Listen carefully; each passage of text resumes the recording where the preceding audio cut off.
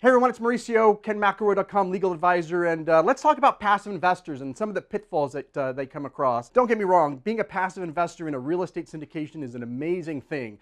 You get to sit back and let the expert do all the work. Let them do the due diligence on the market, let them go find the property, do the underwriting on the property, get in a contract, do the due diligence, all the work while you just sit back and receive mailbox money. But as you can imagine, there's also some risks that come along with the convenience of being a passive investor. So we're going to talk about today are 5 of the pitfalls that you should be aware of in being a passive investor. Pitfall number 1 is not doing your due diligence on the syndicator.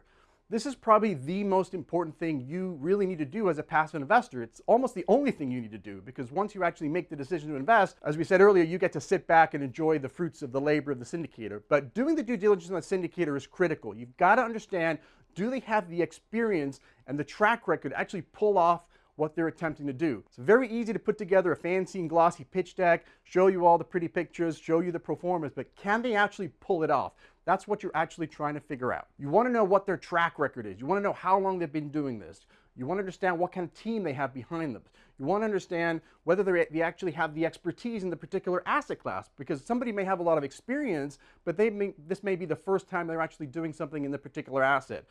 We had a great happy hour last night with Ken, and we were discussing, like, Ken is a syndicator, one of the best syndicators in the world, but he specializes in multifamily syndications.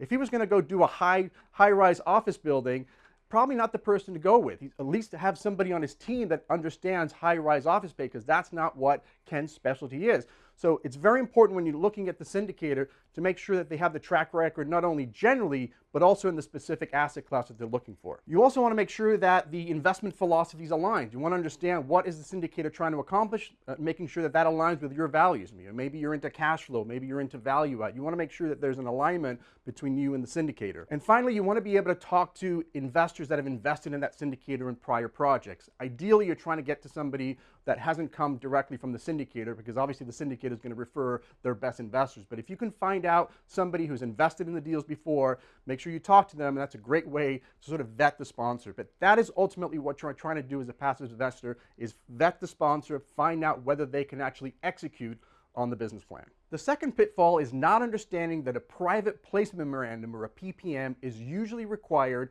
when you're investing in a syndicator's project. And so when you don't see a PPM, that's usually a red flag. In fact, if there are any non-accredited investors in the deal, a PPM is legally required. It's a document that outlines all the ways your deal can go south, or the syndicator's deal can go south, and all the risk disclosures, so that you can go into the investment with your eyes wide open and making an intelligent decision whether this is something you want to invest or not. Not having a PPM is usually a red flag, because that means they're probably cutting corners.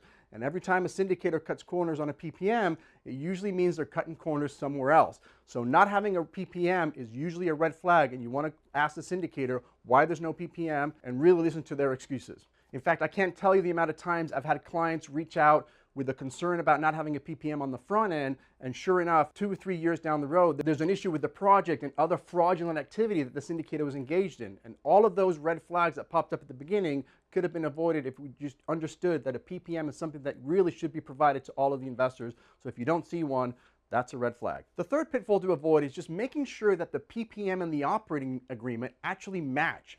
A lot of times you'll read something in the private placement memorandum, but it's actually different than what's contained in the operating agreement. And those have to match, because if there's some kind of discrepancy, the operating agreement is going to control. And so make sure that you're reviewing both documents clearly. I would actually recommend having an attorney take a look at it. But if there's some discrepancy, make sure that that's brought to the attention of the syndicator, because if you don't bring it up and it goes through the way it is, if it's not in the PPM, but it's in the operating agreement is what's going to govern. Pitfall number 4 is over-reliance on the syndicator's pro forma. The pro forma is really just a bunch of assumptions that the syndicator has made in order to present their case to you. It's your job really to challenge those assumptions and ask the syndicator where these numbers came from. Maybe you can take your due diligence a step further and actually talk to the property manager to see if the numbers make sense from their perspective, or maybe talk to the lender to see if the numbers from the loan make sense. But at the end of the day, don't just trust the pro forma blindly. Challenge the syndicator, find out what the assumptions are, and really take a close look at those pro forma numbers. And the fifth pitfall is making sure that you don't take an active role in the syndication. One of the great benefits of it being a passive investor is that you have limited exposure, you have limited liability in the deal. So if the deal goes south for whatever reason, then you're not going to be liable above and beyond whatever investment you made. The syndicator, on the other hand, and all the other GPs, they kind of have unlimited exposure. So if something goes wrong over there, they're going to be on the hook, but you as a passive investor are not. However, if you start having a more active role in trying to get involved in the management, you are going to lose that limited liability protection, and you're going to have the same type of protections that the GPs and the co-sponsors have. So make sure you don't get involved in the day-to-day management and don't become an active investor, because the minute that happens, you'll lose your protection. If you found value in this video or you have any questions, drop a comment below, hit the subscribe button, and we'll see you at the next video.